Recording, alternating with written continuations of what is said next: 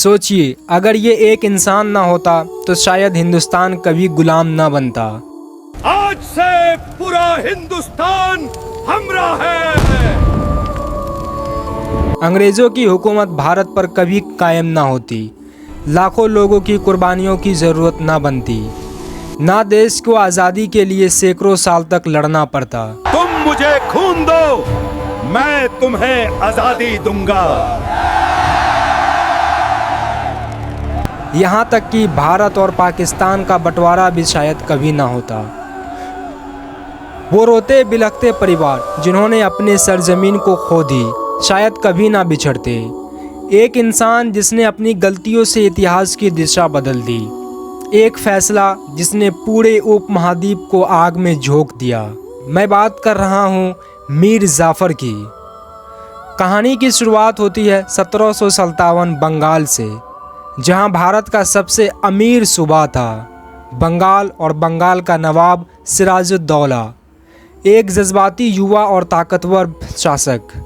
उसकी नज़र में अंग्रेज़ ईस्ट इंडिया कंपनी सिर्फ एक व्यापारी मंडली थी।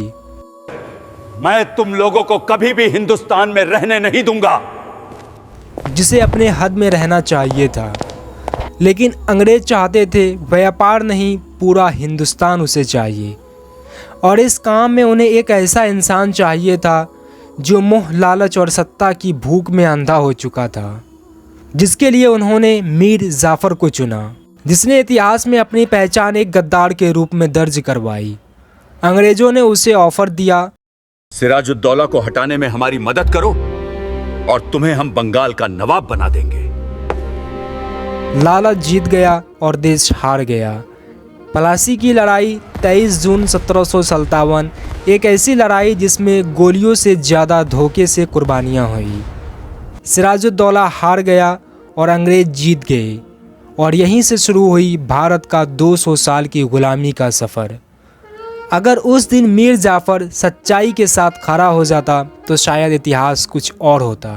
ना अंग्रेज़ों को इतना हौसला मिलता, ना उनकी ताकत इतनी बढ़ती, ना पूरी सत्ता उनके हाथों में जाती, और ना वो दिन आता जब हम हिंदुस्तानियों अपने ही घर में बेगाने हो जाते। मीर जाफ़र एक ऐसा नाम जो सिर्फ गद्दारी नहीं बल्कि एक पूरी कौम की बर्बादी की मिसाल है। कहते हैं एक इंसान की गलती पूरी दुनिया को भुगतनी पड़ती है, और हिंदुस्तान की कहानी इस बात की सबसे बड़ी गवाह है। अगर आप चाहते हैं कि ऐसे छुपे हुए इतिहास की सच्चाइयाँ हर हिंदुस्तान तक पहुँचे तो इस वीडियो को लाइक करें और वीडियो को शेयर करें, चैनल को सब्सक्राइब करें।